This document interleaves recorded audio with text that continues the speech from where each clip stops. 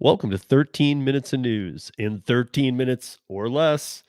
You guys, we got some stuff to talk about here. I was having trouble dissecting how today's would break down because there's so much to talk about. So let's first of all, first things first.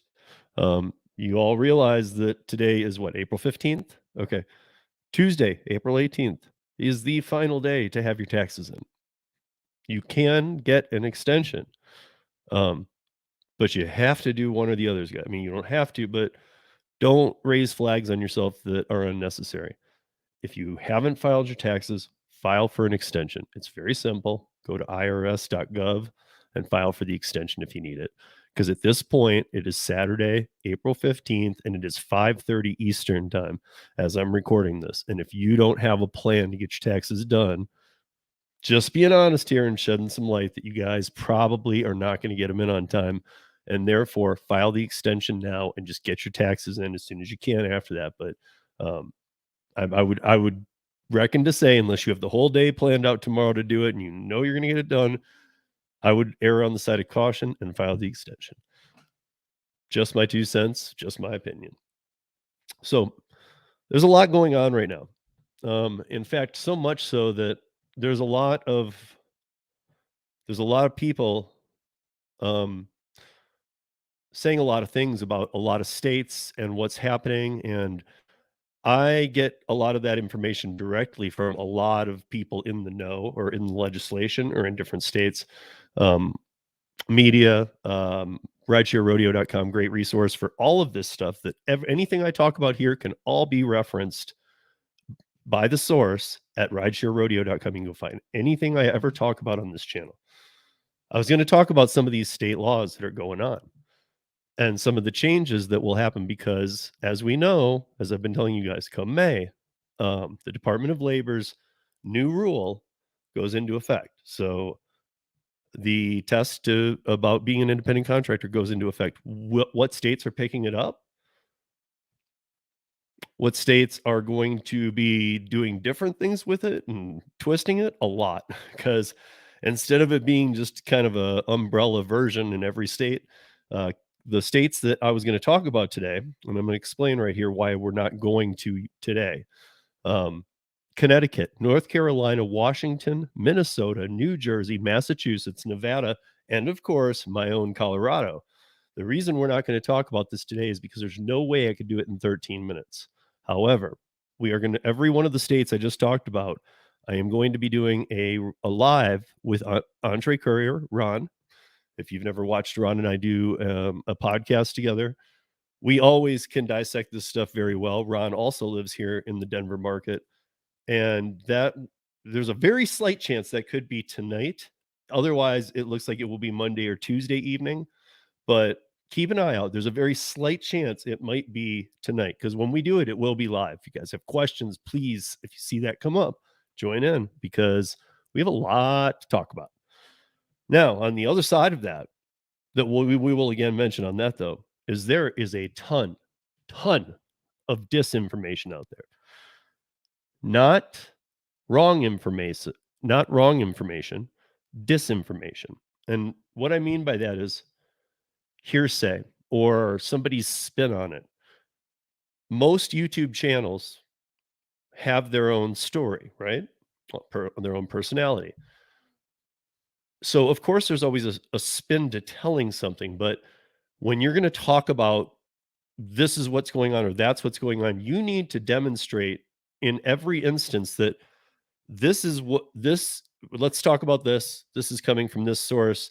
Here's what it reads. Here's my take. But you need to distinguish. Everybody out there needs to distinguish what is opinion and what is fact. Because 90% out there is opinion and people aren't saying it. People are just, most people are just inferring that you would assume it's opinion. To that, I say there's a lot of people who watch our channels who rely on the information, and you need to be serious and tell people when it's an opinion, especially when it's related to such extreme things as the changes that will be happening over the next 3 to 5 months.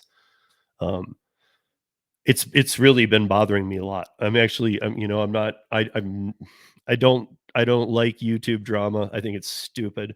Um, so that's not what I'm about. However, I just ask that everybody just be careful, man, because people are listening to you. You know, whether I am or not, or who X person or Y person is, doesn't matter. There are people listening to you on your channel. Be honest and tell them it's your opinion. Otherwise, if it's fact, at you damn well better be putting the fact in the video, the source in the notes, because otherwise, even if it is fact, you can't make people go find where you got your fact. Be honest with everybody. And I'm sorry that I had to put it out there this way. I've been seeing so much stuff where I'm used to it when we're talking about like a change that a platform does here or there. But when we're talking about new laws or things like that, or changes that are coming, people are talking about it and they don't know. Actually, that's why I said fact, because I've heard a lot of people say it exactly wrong. So Ron and I will be bringing you guys up to speed on this stuff. Um, but moving forward, sorry, I just had to blast that out there, you guys, because there's so many changes going to be happening in a lot of states, and they happen over time too. So you really need to understand them. And it's very important when somebody's talking about the state you live in, because you should very much be aware what's going on in your state. And they are keeping this very tight and closed. They don't want you to know all the details, because some of the details seem mucky, because they are. So Ron and I will dive into that. For today, let's get into the rest of this time. These ghost, or not the original Travis Kalanick type ghost kitchens that he envisioned when he left Uber, but actual like pseudo ghost kitchens where like IHOP or Denny's, or even Chuck E. Cheese is selling pizza at Chuck E. Cheese under a different name, like DBAs at these local locations. I am so happy that Uber is cracking down on this, and I don't give many kudos to Uber as a company. You guys know that, but there is a bill. This is an Indiana article, but you can go find several articles. A lot of states are on board with this, and this is actually something I'm very happy to see happening. The rest of you should be as well, because a bill is headed over um, to the governor's desk. And again, this is Indiana, but it's happening in a lot of places. Um, that would give restaurants full control over which apps are able to operate out of their restaurants.